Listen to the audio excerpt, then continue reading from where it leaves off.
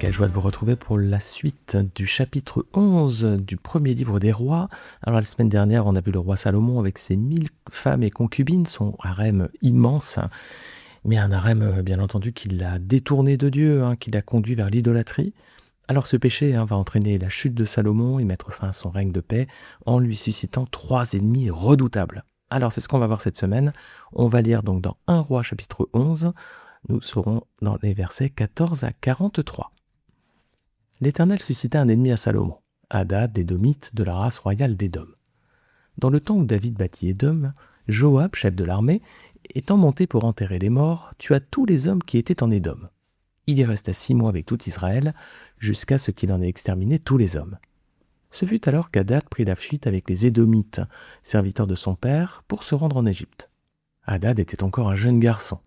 Partis de Madian, ils allèrent à Paran, prirent avec eux des hommes de Paran et arrivèrent en Égypte auprès de Pharaon, roi d'Égypte. Pharaon donna une maison à Hadad, pourvu à sa subsistance, et lui accorda des terres.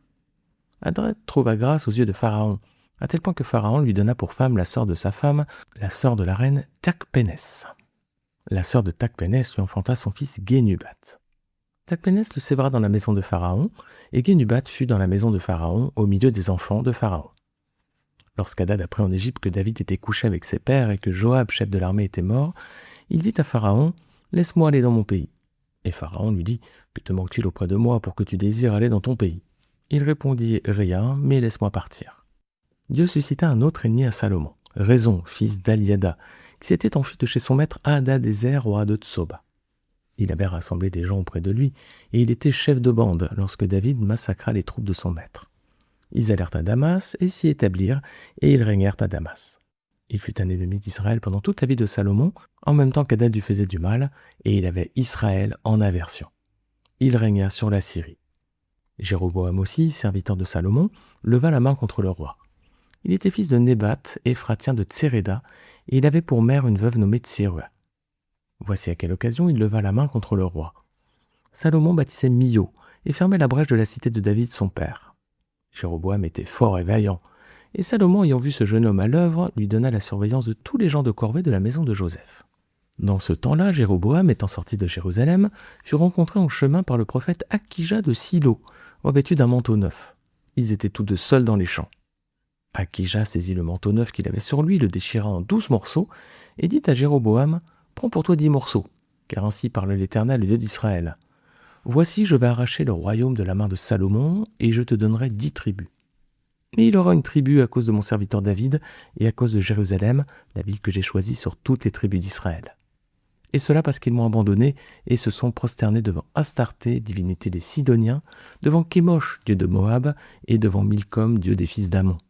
Et parce qu'ils n'ont point marché dans mes voies, pour faire ce qui est droit à mes yeux, et pour observer mes lois, mes ordonnances, comme l'a fait David, père de Salomon. Je n'ôterai pas de sa main tout le royaume, car je le maintiendrai prince tout le temps de sa vie à cause de David mon serviteur, que j'ai choisi, et qui a observé mes commandements et mes lois. Mais j'ôterai le royaume de la main de son fils, et je t'en donnerai 10 tribus. Je laisserai une tribu à son fils, afin que David, mon serviteur, ait toujours une lampe devant moi à Jérusalem, la ville que j'ai choisie pour y mettre mon nom. Je te prendrai, et tu régneras sur tout ce que ton âme désirera. Tu seras roi d'Israël. Si tu obéis à tout ce que je t'ordonnerai, si tu marches dans mes voies, si tu fais ce qui est droit à mes yeux, en observant mes lois et mes commandements, comme l'a fait David mon serviteur, je serai avec toi. Je te bâtirai une maison stable, comme j'en ai bâti une à David, et je te donnerai Israël. J'humilierai par là la postérité de David, mais ce ne sera pas pour toujours. Salomon chercha à faire mourir Jéroboam, et Jéroboam se leva et s'enfuit en Égypte auprès de Shishak, roi d'Égypte.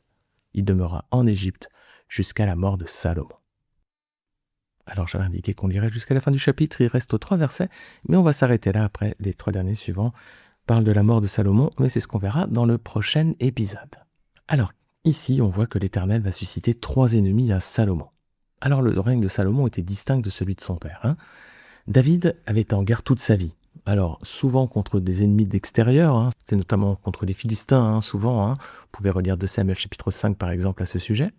Mais aussi parfois c'était des ennemis de l'intérieur. Voilà. Il avait beaucoup d'opposants, David, vous pouvez lire notamment 2 Samuel 15 avec la révolte de son fils Absalom. Alors Salomon, lui, régnait sur un territoire qui était en paix. Voilà la particularité aussi du règne de ce roi. Regardez 1 roi chapitre 5 versets 17 à 18.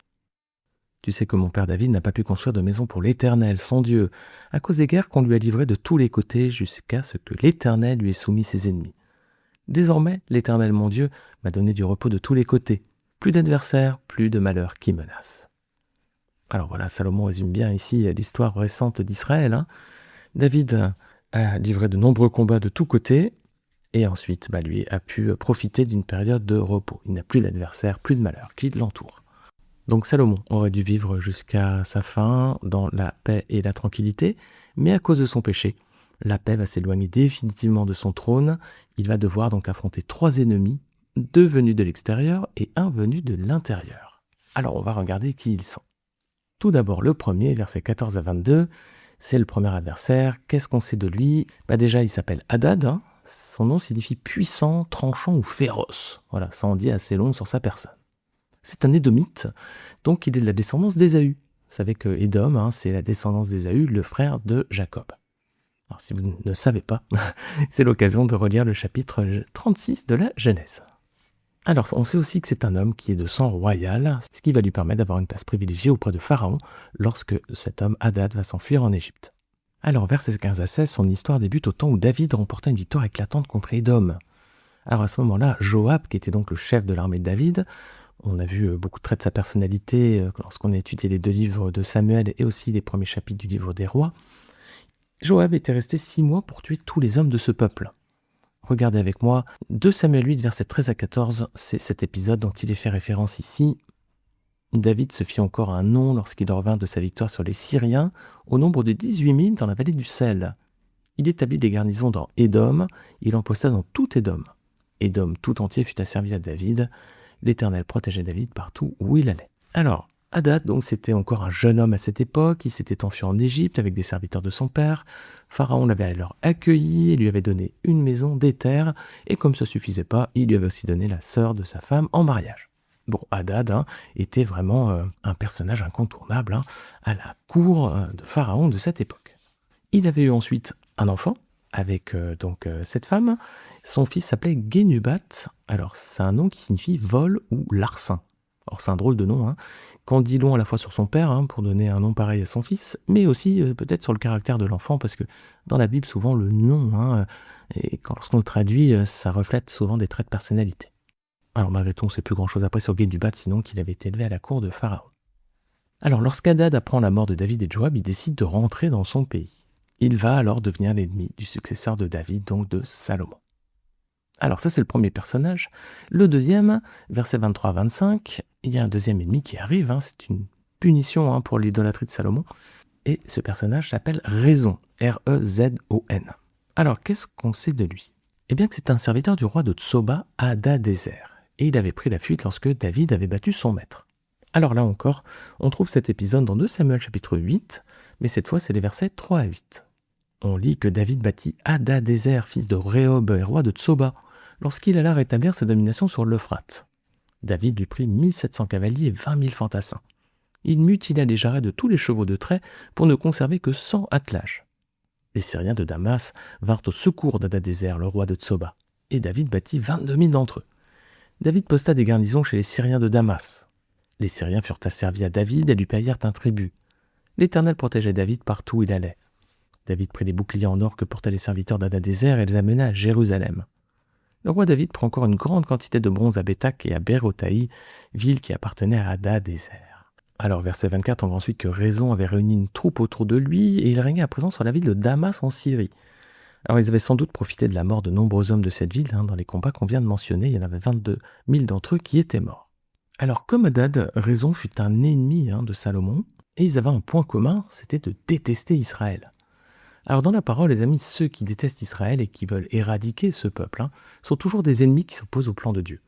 Il y avait déjà les Philistins, vous pouvez relire Juge chapitre 13. Il y a un autre personnage aussi qui est bien connu dans le livre d'Esther, c'est Aman. Cet homme détestait Israël, il voulait vraiment supprimer tous les Juifs. Regardez, Esther 3, versets 8 à 9. Aman dit au roi Xerxès, « Majesté, il existe un peuple particulier dont les membres sont dispersés dans toutes les provinces de ton empire. Ils vivent à part, ils suivent des coutumes qui ne ressemblent pas à celles d'aucun autre peuple, et ils n'obéissent pas aux lois royales. Tu n'as pas intérêt à laisser ces gens-là tranquilles. Si tu le juges bon, veuillez adresser par écrit l'ordre de les exterminer. Je remettrai alors 300 tonnes d'argent aux fonctionnaires chargés d'administration de l'Empire pour qu'ils les déposent dans le trésor royal. Dieu a un plan à travers Israël, depuis qu'il s'est approprié ce peuple, jusque dans la suite de l'histoire, vous pouvez lire jusque dans l'Apocalypse, il y a des bénédictions et des promesses pour Israël. Vouloir exterminer ce peuple, vouloir le détruire, c'est s'opposer au plan de Dieu. Et tous les hommes qui ont eu ce sinistre projet ont été réduits à néant. Alors il y a un troisième ennemi que Dieu va susciter à Salomon, et cette fois c'est un ennemi de l'intérieur. Verset 26, cet homme s'appelle Jéroboam. Alors, qu'est-ce qu'on sait de lui ? C'était le fils d'un Éphratien nommé Nébat, et sa mère était une veuve nommée Tsérua. Et donc, point important, c'était un serviteur de Salomon. Salomon l'avait remarqué lors des travaux à Milo et à Jérusalem, c'est ses qualités physiques qui avaient interpellé Salomon, au verset 28. Alors du coup, le roi va le placer comme surveillant sur les ouvriers chargés de la construction. Verset 28, je relis, Jéroboam était fort et vaillant, et Salomon, ayant vu ce jeune homme à l'œuvre, lui donna la surveillance de tous les gens de corvée de la maison de Joseph. Alors, est-ce que ça, c'est un choix qui vous semble sage de la part de Salomon ? Il choisit Jéroboam sur des critères physiques, alors qu'il doit manager des équipes. Un bon ouvrier ne fait pas forcément un bon manager. L'inverse est aussi vrai d'ailleurs. Un bon manager ne fait pas un bon ouvrier. Il faut toujours choisir quelqu'un selon les dispositions qu'il a pour un poste. Et ça, c'est une erreur qu'on voit souvent. Dans une équipe, il y a un bon élément, là par exemple un bon vendeur dans une équipe commerciale, alors pour le récompenser, on lui donne un poste de manager. Mais il arrive souvent que cet homme ne soit pas compétent pour être manager. Ça met la pagaille dans les équipes et les collaborateurs démissionnent. Je vous dis ça parce que je l'ai vu plusieurs fois dans ma carrière et ça a dû vous arriver aussi. Alors cette décision de Salomon, un peu hasardeuse, c'est peut-être un signe qu'il a perdu de sa sagesse. En tout cas, si vous êtes en position de management dans une équipe, ne nommez pas des gens sur des critères erronés pour un poste. Un manager doit être validé sur des critères liés au management, pas sur d'autres critères. Alors donc, décision de Salomon qui manque peut-être un peu de sagesse ici, même beaucoup. Et un autre élément qui peut nous interpeller ici dans ce verset, c'est qu'on voit que Jéroboam est nommé surveillant sur tous les gens de corvée de la maison de Joseph. Mais pourtant, on avait vu que les Israélites étaient tenus auparavant à l'écart de ce type de travaux. On avait vu ça dans 1 Roi, chapitre 9. Regardez avec moi, on va relire les versets 22 et 23. Mais Salomon n'employa point comme esclaves les enfants d'Israël, car ils étaient des hommes de guerre, ses serviteurs, ses chefs, ses officiers, les commandements de ses chars et de sa cavalerie. Les chefs préposés par Salomon sur les travaux étaient au nombre de 550, chargés de surveiller les ouvriers. Alors, ici, ça nous met la puce à l'oreille, c'est que déjà dans l'épisode précédent, on avait vu que la constitution d'un harem de 1000 femmes par Salomon impliquait des impôts particulièrement lourds pour l'entretenir.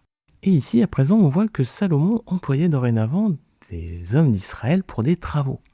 Alors, ces deux facteurs qui sont sans doute à l'origine des plaintes du peuple auprès du fils de Salomon, Roboam, lorsqu'il va accéder à la royauté, on va y venir très prochainement, mais on peut déjà lire 1 Roi 12, verset 4.